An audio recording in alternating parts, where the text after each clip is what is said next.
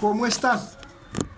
Aquí en este curso y de Cátedra para la Paz, ¿verdad? Comiéndome estas papas con sal.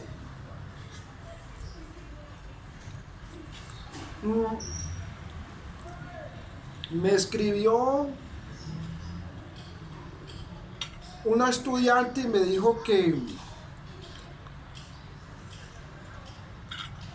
si podíamos invitar a un actor político, y yo le dije que no, ¿cierto? Le dije que no, porque este espacio reviste es un interés académico.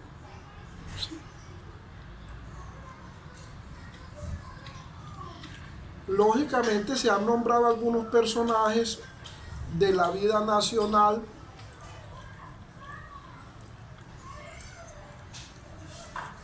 pero pues es por la historia de Colombia, ¿verdad?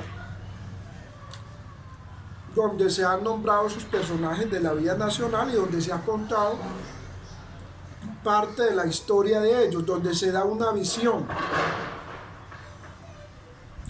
Porque hay quienes tienen diferentes visiones y eso es respetable.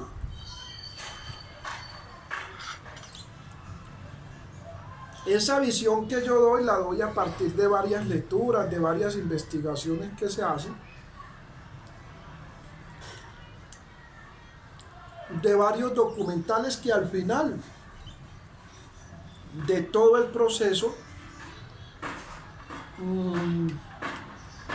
vamos entonces a conversar.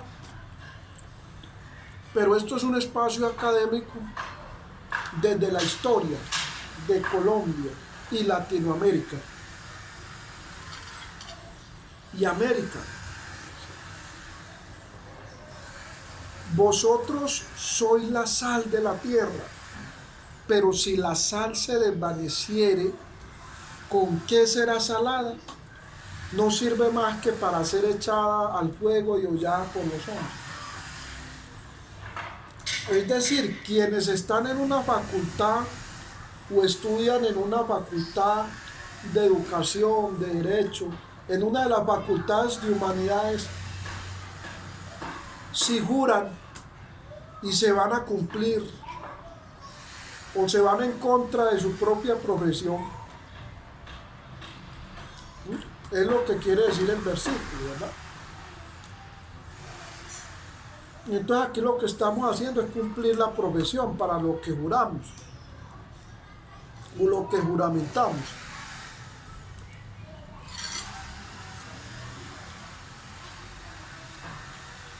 Contando la historia de Colombia, contando parte de la historia de Colombia, haciendo una reflexión.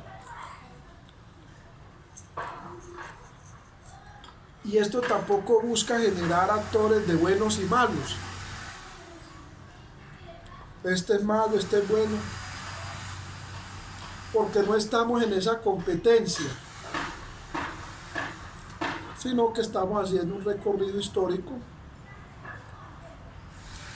de carácter académico con fines académicos,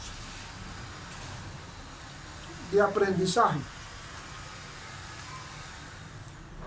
Estábamos hablando de que Colombia, por sus tierras, por el clima, por la ubicación temporespacial, se vio evocada a un fenómeno que hasta el día de hoy permanece, como es el fenómeno narco. Y de que ese fenómeno ha tratado varias veces de reemplazar la Constitución colombiana. No es la primera vez que nos vemos enfrentados a esa situación. Y de que ha habido muchos actores políticos, sociales, económicos, musicales, artísticos, culturales, que le han hecho buenos ojos a ese fenómeno. Porque ese fenómeno de una u otra forma hace llover. hace llover billetes del cielo. Pero que ha habido quienes han estado de acuerdo en reconocer el fenómeno, es decir, en reconocerlo, no en decir que no está, reconocer ese fenómeno, tratar de sostenerlo, de resistirlo, de mantenerlo y entender que primero está la Constitución. Dentro de las personas que defendieron eso está Luis Carlos Galán Sarmiento y Rodrigo Lara Bonilla, ¿sí?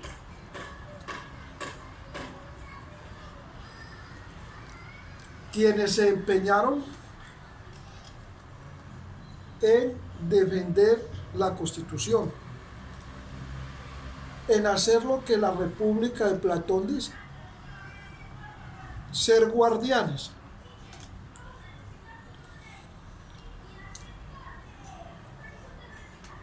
Dentro de eso,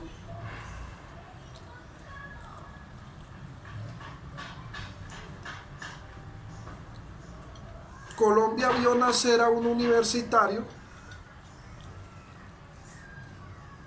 llamado Jaime Garzón.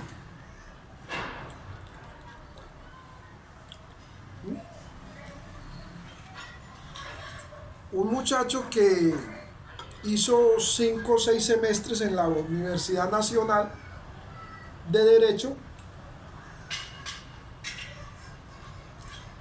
y que se destacaba porque contaba historias de la política, pero su manera de ser, su manera de actuar,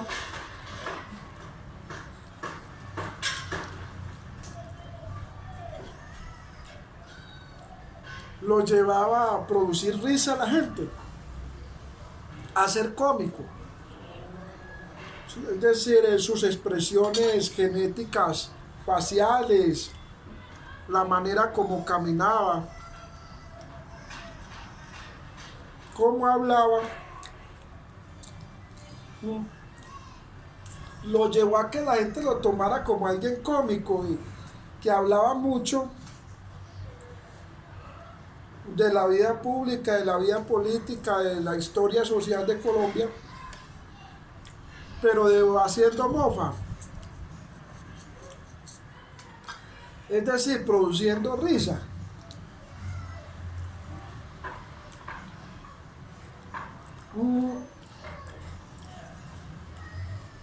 Hacía teatro, escribía guiones, lo que se conoce como en el cine un todero, es decir, aquí y allá. Pero pues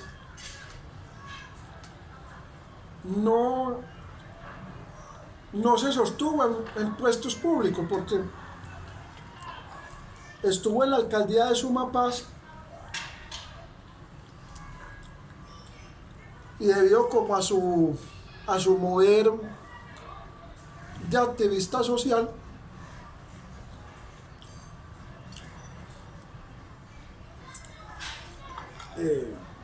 no terminó el periodo. ¿Ve? Ocupó algunos puestos públicos, los cuales fueron pasajeros, porque su interés siempre fue el movimiento de las masas. Y en ese movimiento de las masas lo hacía a través de la risa, a través de la mofa, a través de la sátira.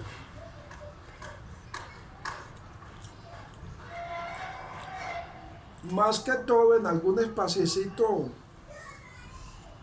que con el tiempo se logró tener en la televisión. Jaime Garzón, donde hacía el personaje de ilustrar botas.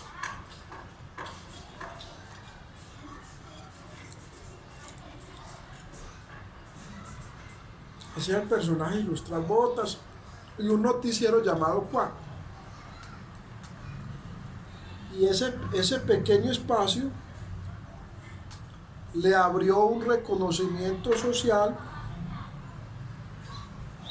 le abrió un reconocimiento dentro de la sociedad como un comediante, pero que tenía un fin, es decir, la sátira social, la comedia y la literatura, ¿verdad? Porque también se denota cuando uno ve los programas de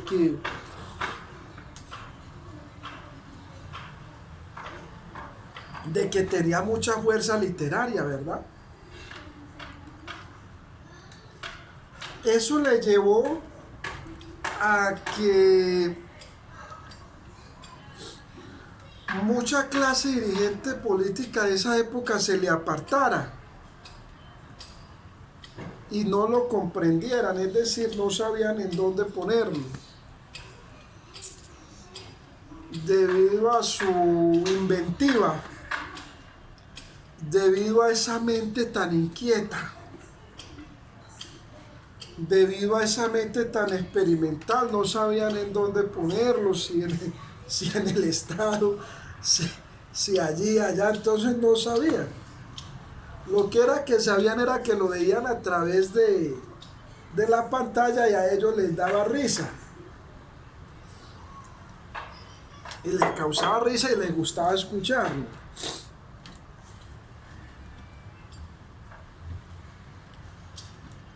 Fue amenazado muchas veces y muchas veces se habló de la muerte de él.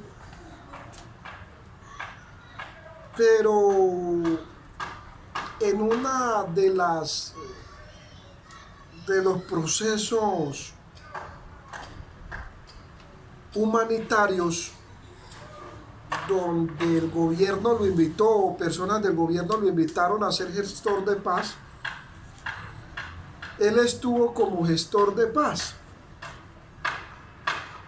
como mediador entre los movimientos guerrilleros de la FARC y el Estado.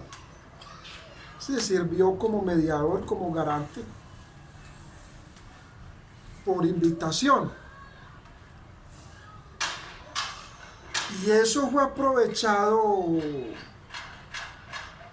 por agencias norteamericanas, por algunas personas que no lo querían y por actores del ejército o de la inteligencia militar, para decir que era una persona que se había unido a las guerrillas, que se había unido a las guerrillas y que estaba unido con las guerrillas. Y eso le costó una propaganda negra, le costó un linchamiento mediático, le costó un juzgamiento social, en donde finalizó con su asesinato, es decir, con su muerte.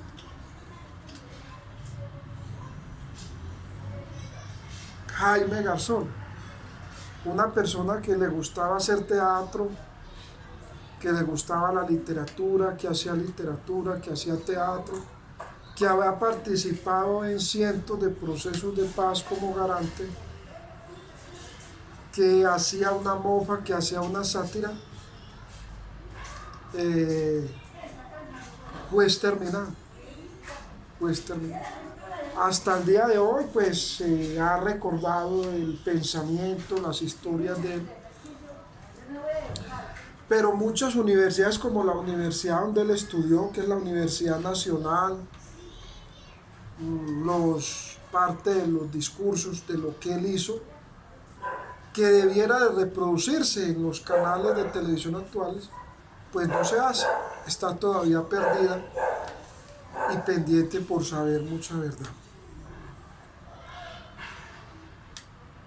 Eh, Dentro de esto de Cátedra para la Paz hay varios personajes. Está Gabriel García Márquez.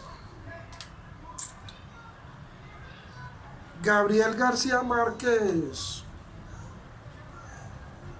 nació en un pueblito de Colombia llamado Aracataca. También fue estudiante de Derecho. Eh, no se le dio, no se veía como escritor, ni lo vieron como escritor. Tenía una pequeña columna en algunos periódicos, algún pequeño espacio, y en los ratos libres o así le daba por escribir. Por escribir le daban un espacio.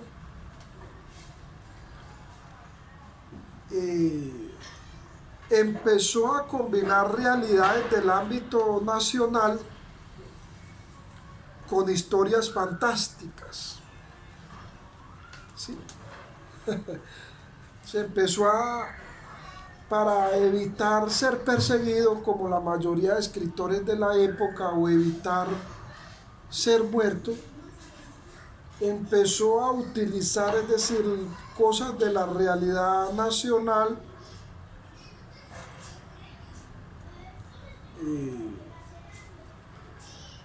con la fantasía.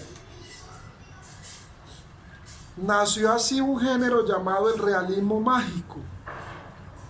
Sí, el realismo mágico, que eran hechos de la realidad contados utilizando lo que es la fábula y la fantasía. Entonces se escribió, por ejemplo, lo de Santiago Nazar.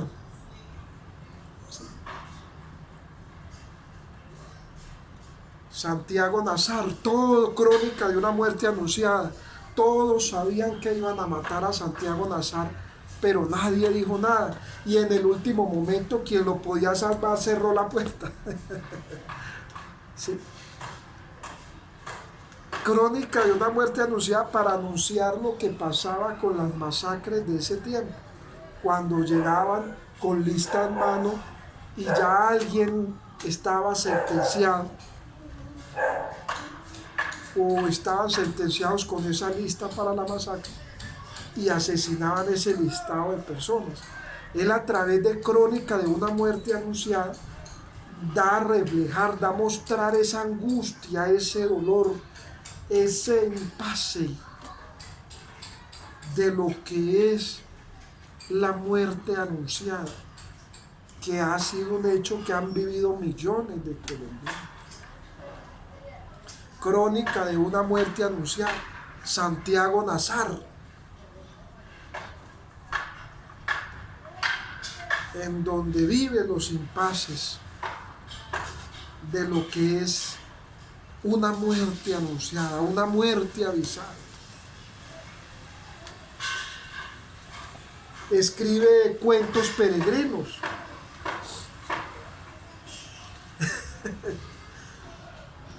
Cuentos peregrinos.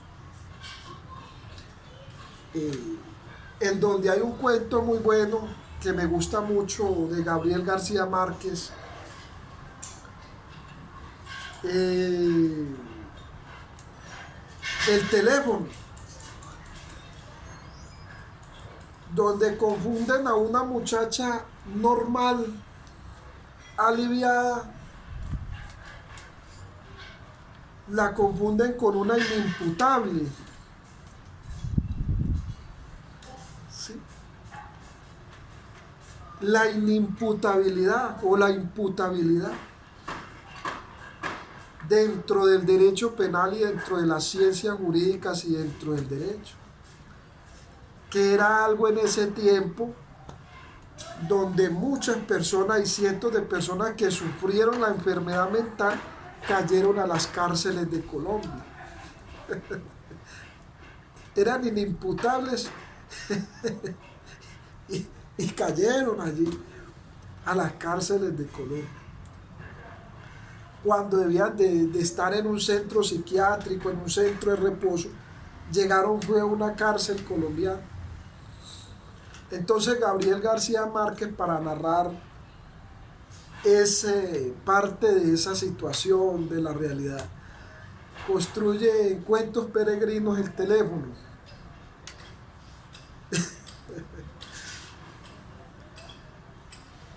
La idea que da vueltas es la realidad de lo que fue el desplazamiento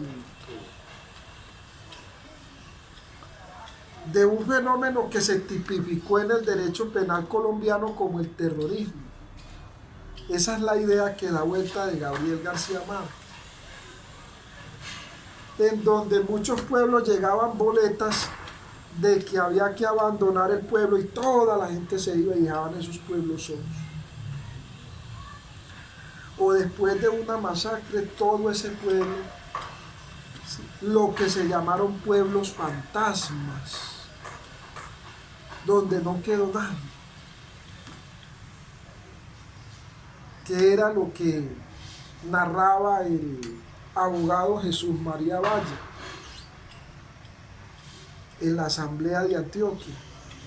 Pueblos que quedaban solos, pueblos fantasmas, porque llegaba una boleta o llegaba gente armada y decía que había que abandonar. Entonces Gabriel García Márquez, para narrar eso, utiliza el cuento La idea que da vueltas. La idea que da vueltas. Sí. La idea que da vueltas. La Cándida Heredia y su abuela desalmada.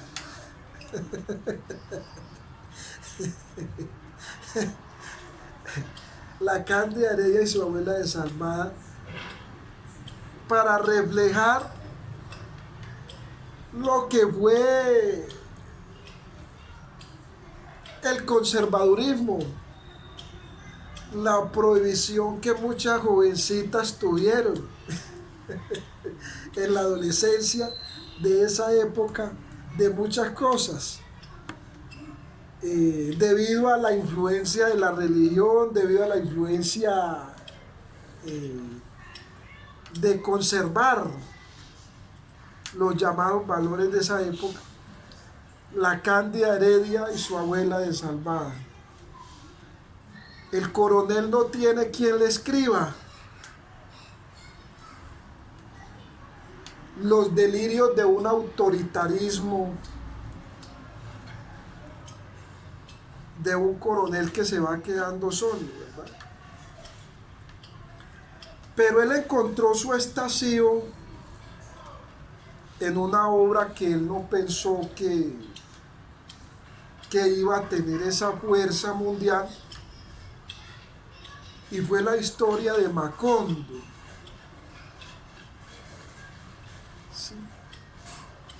Donde él se imaginó un pueblito, es decir, aborigen, alejado de la civilización, del mundo civilizado, y donde narró una serie de acontecimientos que pasaban allí,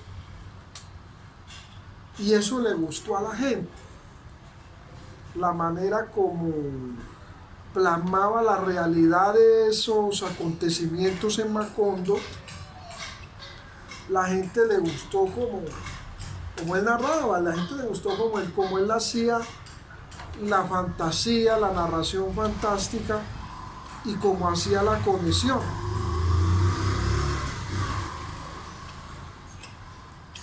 Lingüísticamente, pues no tuvo mucha, es decir, mucha rigurosidad lingüísticamente, pero desde el lenguaje, desde los géneros literarios, fue innovador, es decir, a la gente le gustó cómo tomaba la realidad y hacía trasfondos utilizando la fantasía, ¿sí? Que generaba risa. Por ejemplo, los orgasmos de Aureliano, los imanes grandes, los incendios, todo eso, las mariposas amarillas, todas esas hipérboles que él utiliza en 100 años de soledad, a la gente le pareció algo quijotescas y algo fantásticas. Y eso pues puso a Colombia como en primer lugar en ese tiempo en lo que fue la literatura, en lo que se conocería hoy como el realismo mágico, el pueblito de Macondo. Y luego nos dimos cuenta de que Macondo era una especie de Colombia de ese tiempo, era especie de la Colombia de ese tiempo, y que muchas situaciones que se narraban en Macondo eran situaciones que se narraban en Colombia. Por ejemplo, como la masacre de las bananeras, es decir, donde muchos obreros que reclamaban garantías laborales, que pedían un poco más de aumento, de dignificación del trabajo, que pedían un trabajo digno, por eso el Estado los masacró, los mató. Entonces, contar eso a través del realismo mágico, a través de los géneros literarios, de la hipérbole, de la hiperbatón, de la exageración, de la estridencia, de la metáfora, del símil,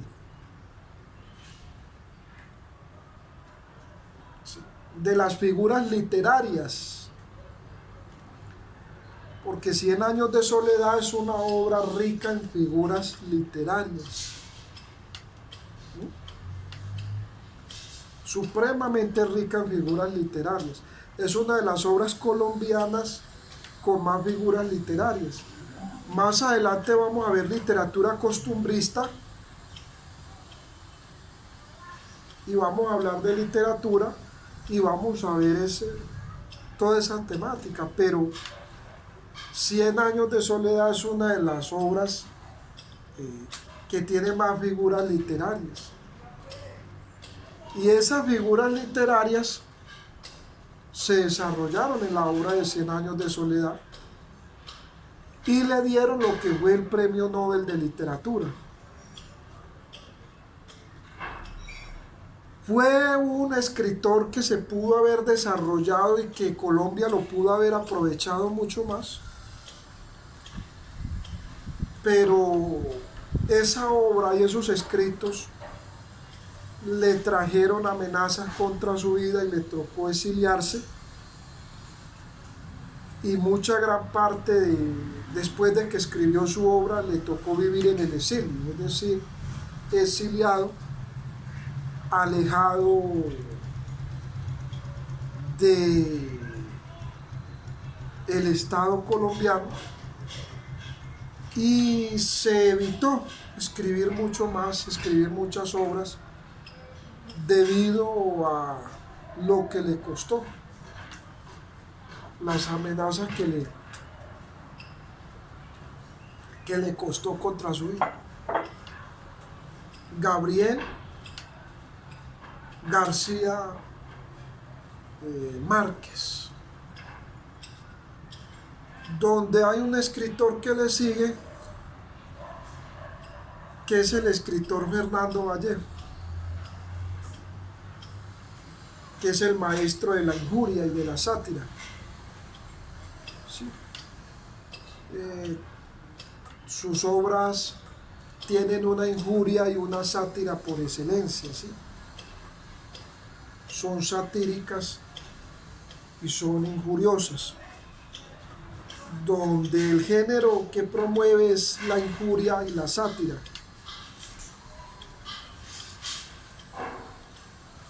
Pero de escritores que hayan heredado el realismo mágico, No, los otros escritores que han habido, que hay actualmente, son escritores que se enfocan en lo que es el fenómeno narco, que es algo ya muy trillado, es decir, lo que les acabo de contar.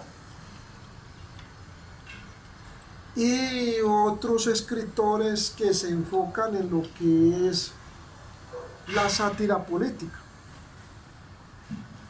o la injuria, como es el maestro Fernando Vallejo. Ya de otros géneros hay otros escritores que no son tanto conocidos y que les hace falta lo que Stanislao Zuleta decía, rumear, rumear o ahondar. Porque para escribir hoy en día